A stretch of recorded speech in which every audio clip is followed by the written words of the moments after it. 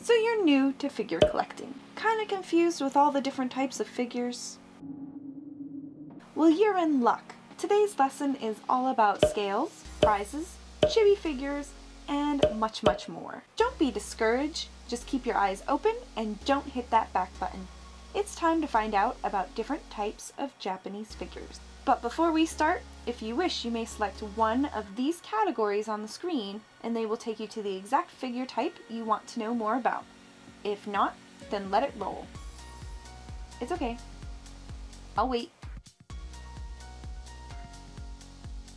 Okay then, moving on.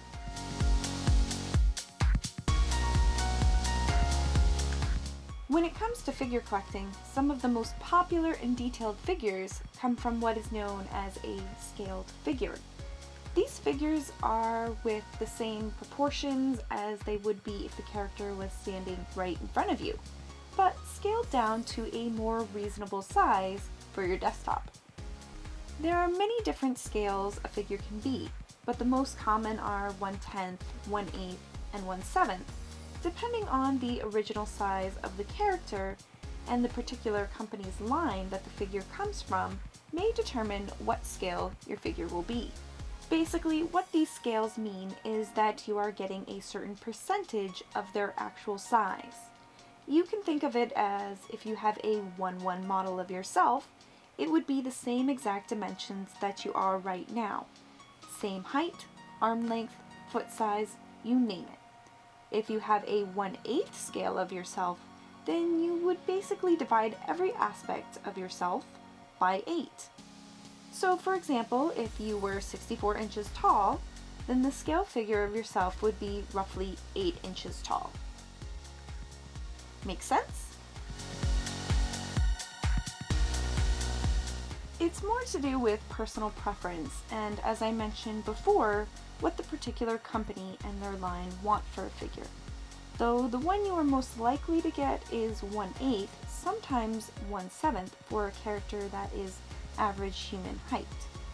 Though some lines, like Wave's Beach Queens, will focus on 1/10 scales for a uniformed look, or for Gundam figures and models, you're going to see much smaller scales, as an actual Gundam would be much bigger than your house in a 1/1 scale model.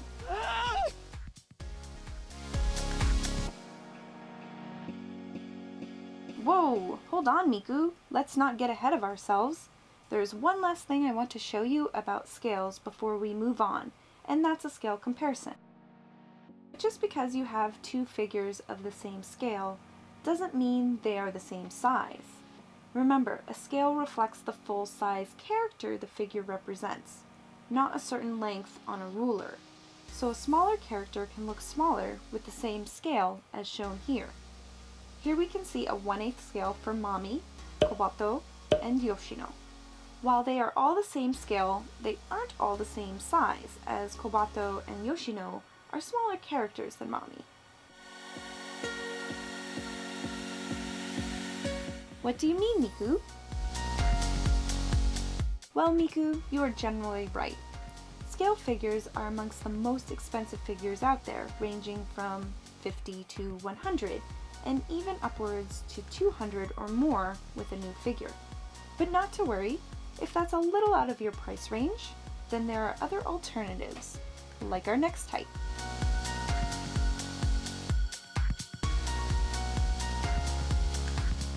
A prize figure is less detailed and usually not to scale. They are normally found in Japanese arcades to be won through a crane game.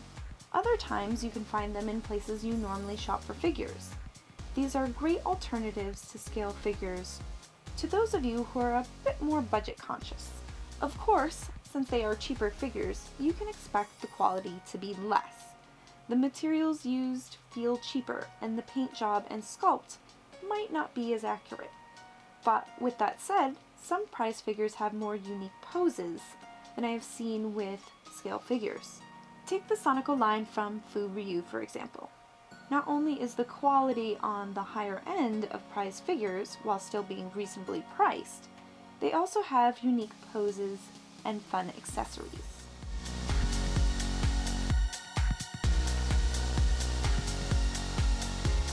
Like many American figures, Japan has figure lines dedicated to action figures.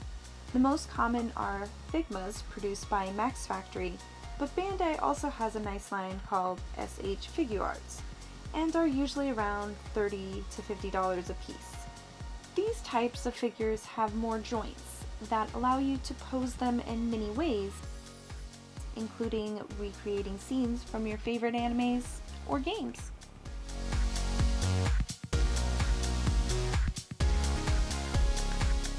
Well, yes, Miku, they are pretty fun to pose and play with, but unlike American action figures, these are geared more towards an older audience, since they come with small parts that are interchangeable, such as extra hands and faceplates. They also come with a stand that makes them more like a collector's item than a toy, but the stand is also great for making many action poses.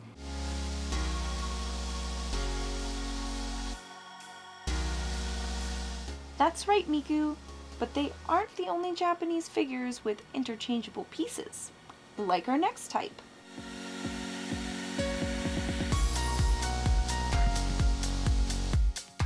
Chibi characters and figures are very popular in Japan, and there are quite a few different types and companies that make them. The most popular, though, have to be Nendoroids. But Kotobukiya has also started their own line of Cu-poche figures, as well as a couple other companies that follow the same theme. A chibi figure also doesn't follow any scale, and are actually made to look disproportionate, with larger heads, which makes their bodies look small in comparison. While this body type wouldn't work in the real world, many people think these kinds of characters are adorable, including myself. I probably should stop the sweet talk before I make Miku's head even bigger. But moving right along. As I mentioned, these figures have interchangeable and moving parts, similar to Figmas, and normally a nice array of accessories to also recreate your favorite scenes. Yes, they are very cute, and similar to Figmas in a way that they are also around $30 to $50 each. So whether you enjoy more realistic characters or adorable childlike versions of them, there's an action figure type for you.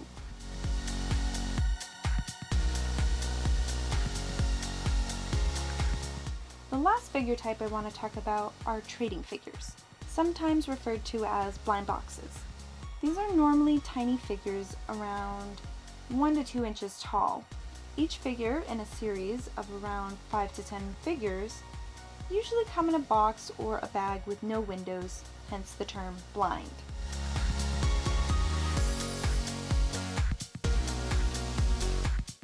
It's true that these figures are great if you like surprises, but for those who don't like not knowing just who they are getting, there is usually an option to purchase the whole set from larger retail stores such as AmiAmi.com. They also get their name of trading figures because since you don't know which one you're gonna get, you can always trade your figures to a friend to get the ones you want. So that's another alternative for people who don't like surprises and may not have enough cash for the whole set. Since they are tiny figures and usually less detailed than scale figures, they cost only a few bucks to maybe $10 or $15 for just one of the blind boxes. The whole set can run you around $50. Another thing to note about these boxes is that the figures you could get are usually displayed on the boxes, with the exception of a hidden figure that is sometimes a possibility and usually rarer to get than other figures. However, if you buy the whole set, you are most likely to get the hidden figure as well. The last thing I want to note is that blind boxes aren't always figures. There is a very popular line of miniature food and household items done by Remint. Sometimes they do include minifigures of Hello Kitty or Rilakkuma in certain boxes that are themed as such. Indeed! Good Smile has also released blind boxes for Nendoroid faceplates that can also work with any Nendoroid. Overall, blind boxes are a lot of fun for those who like surprises and are fairly cheap. But be careful when trying to find just the one you want, as prices can add up. So So as you can see, there are quite a few different types of figures one can collect. There is a type for virtually any budget and preference. So let me know down in the comments, which one do you like to collect? Thanks for watching! If you enjoyed this video and found it helpful, then give it a thumbs up. If you want to see more figure and Japanese related videos, then make sure you hit that subscribe button. See you next time!